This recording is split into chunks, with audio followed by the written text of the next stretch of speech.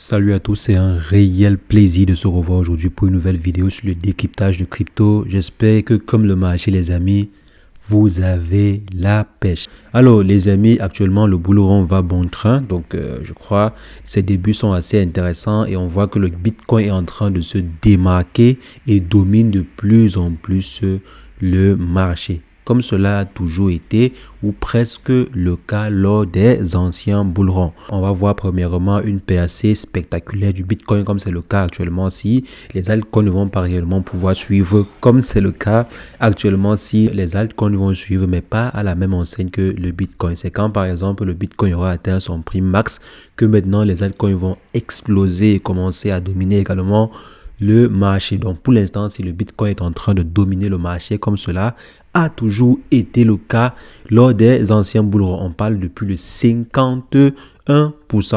Donc si on vient par exemple ici, on voit le market cap global, on est à 1,5, on est à 1500 milliards de dollars de façon globale.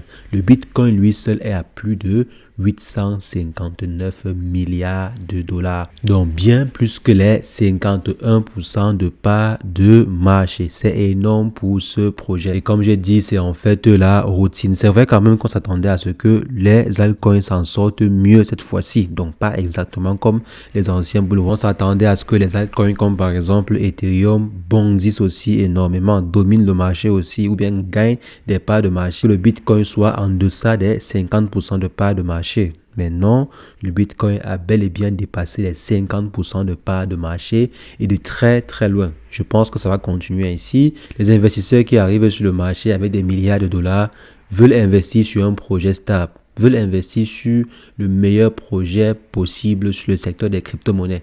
Et actuellement, c'est quel est le meilleur projet sur le secteur des crypto-monnaies? Quel est le projet qui pèse le plus, ou bien qui est le plus en même à faire bouger le secteur des crypto-monnaies? C'est le Bitcoin.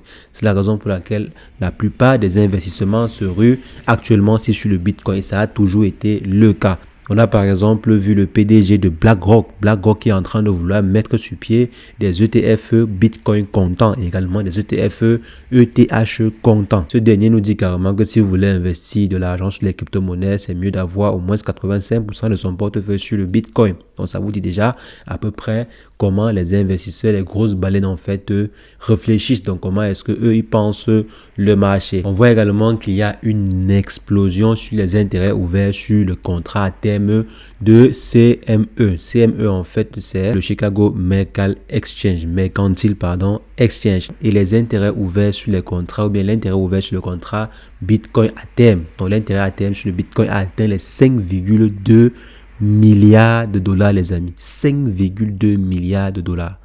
C'est énormissime. Et maintenant, si on essaie de comparer, comme l'a si bien précisé ici l'article de Cointelegraph, du 1er au 21 octobre 2021, Chicago Mercantile Exchange était passé de 1,46 milliard à 5,45 milliards. Et ce qui coïncidait en fait avec la hausse drastique du Bitcoin passant de 45 000 dollars à 66 000 dollars, qui est presque l'ATH du Bitcoin. Donc les mêmes choses sont en train de se répéter. Donc après ce fort intérêt sur autour des contrats à terme, il est possible qu'on voit le Bitcoin atteindre un nouveau record. Et moi personnellement, je ne vois pas ce qui va arrêter le Bitcoin, mais ce qui va empêcher actuellement le Bitcoin d'atteindre ces nouveaux records-là. Donc 5,2 milliards de dollars en termes d'intérêt sur les contrats à terme Bitcoin. Donc là les amis, ça envoie de lourds signaux sur le marché. C'est la raison pour laquelle vous voyez le marché est en train d'exploser actuellement. Si il y a une euphorie extraordinaire autour des crypto-monnaies actuellement. Et je pense que le Bitcoin va toucher très bientôt de nouveaux sommets. Il y a plusieurs investisseurs, plusieurs analystes qui sont en train de prévoir un nouveau ATH avant la fin de cette année. Donc d'ici 2024, on aura atteint de nouveaux sommets pour le Bitcoin d'après certains analystes. Si on se prend encore un 20% ou bien un 25%, là on aura atteint de nouveaux records. Donc les amis, ça va très très vite actuellement. Ça va très vite. Donc on est déjà à 43 000 dollars sans avoir obtenu l'approbation des maîtres sur le marché des ETF Bitcoin comptant.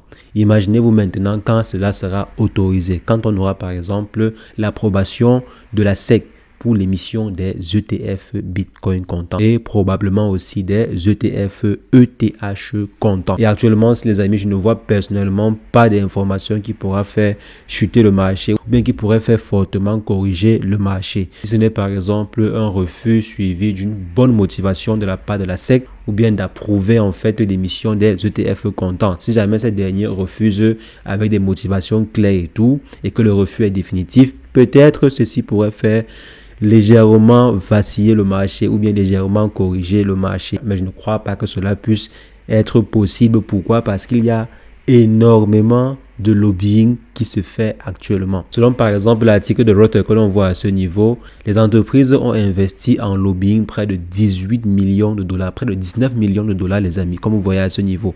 Près de 19 millions de dollars sur les 3 premiers trimestres de 2021-2023. Donc vous imaginez un peu 19 millions juste pour du lobbying. Et je pense que le terme lobbying est le terme le plus propre que les occidentaux ou bien que les mastodontes de la finance ont trouvé pour ne pas dire corruption.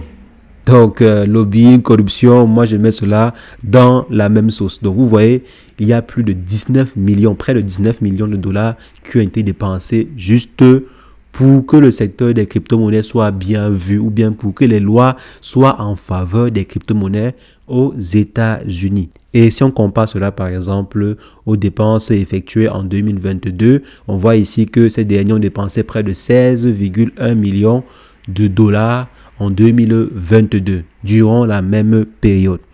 Donc on voit que chaque année, les baleines, les grosses entreprises dépensent d'énormes sommes d'argent pour que les crypto-monnaies avancent ou bien pour que les lois aux États-Unis soient en faveur des crypto-monnaies ou bien pour que les lois aux États-Unis soient en faveur de l'industrie crypto. Et je ne pense pas personnellement qu'après ces investissements, si la SEC pourrait refuser. Bon, c'est vrai que ce n'est pas cela. Je ne dis pas que c'est ces investissements-ci qui vont motiver la SEC, mais bon, je pense qu'une approbation de l'émission des ETF Bitcoin comptant n'est pas aussi difficile ou bien n'est pas aussi grave que ça, surtout que les ETF sont déjà régulés. On connaît déjà le processus de fonctionnement d'un ETF, donc de façon législative, c'est même plutôt bien pour la SEC d'accepter en fait plutôt une opération sur le secteur des crypto-monnaies sous forme d'ETF que sous forme de crypto-monnaie ou bien sous forme décentralisée comme c'est le cas actuellement ci. Donc sous forme décentralisée comme c'est le cas actuellement ci, ça peut être difficile de tracer certaines opérations. Par contre, sous forme d'ETF Bitcoin comptant, c'est plus facile de tracer, c'est plus bien pour les autorités. Donc, je pense personnellement qu'il n'y aura pas de difficulté et que les ETF Bitcoin comptant seront acceptés. L'approbation, selon moi, n'est qu'une question de temps. Donc les amis, il y a de forts intérêts qui sont générés autour du Bitcoin. Il y a de l'engouement qui se crée de plus en plus autour des Bitcoins suite aux différents retours sur investissement qui peuvent être générés par le Bitcoin ou bien par les crypto-monnaies de façon globale. Le secteur est en train d'attirer actuellement un maximum d'investissement.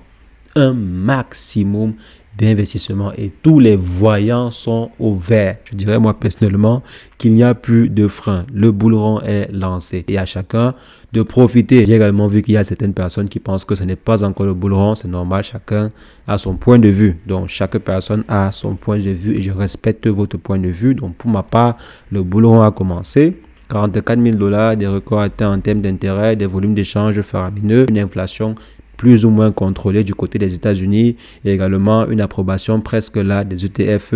Les amis, je crois que si ceci ne vous permet pas de pouvoir enclencher le début du bull run, alors vraiment, je ne sais pas. Comme j'ai dit, chacun est libre de préparer ses stratégies. Si selon votre stratégie à vous, ce n'est pas encore le bull run, alors c'est super. Respectez votre stratégie. Et comme vous voyez à ce niveau-là, j'ai mis la courbe depuis, disons, 2011. Vous voyez ici, on est en train de rattraper peu à peu l'ancien ATH. Il ne reste plus qu'un petit bout de chemin. Je pense qu'il reste même moins de 30 000 $ pour qu'on atteigne en fait l'ancien ATH. Et vous voyez ici, on est en train de suivre une bonne tendance haussière depuis, je dirais, depuis décembre 2022, donc depuis la chute qu'on a eu à voir entre le 15-16 décembre 2022. Nous sommes actuellement si proches du 15-16 décembre. Donc depuis un an, on est en période haussière. Et actuellement, si on a atteint les 44 000 $ et on s'en va toucher l'ATH. Observez bien le graphe et tirez-en des conclusions. Alors, c'est ce que je voulais rapidement partager avec vous. Et dites-moi en commentaire si vous pensez que c'est le début du bull run ou non. Donc, si ce n'est pas encore le début du bull run selon vous, dites-le moi en commentaire et pourquoi est-ce que vous pensez que ce n'est pas encore le début du bull run. Qu'est-ce qui va réellement enclencher le bull run? Et si jamais ce n'est pas encore le début du bull run, ça veut dire qu'il y aura probablement une correction qui va suivre. Donc, selon vous, qu'est-ce qui peut causer la correction? Qu'est-ce qui pourrait causer une future correction avant le bull run si vous pensez que le bull run n'a pas encore commencé? Donc les amis, dites-le moi en commentaire, ça me fait toujours plaisir d'échanger avec vous dans l'espace commentaire. Et sur ce, portez-vous bien. Ciao, ciao.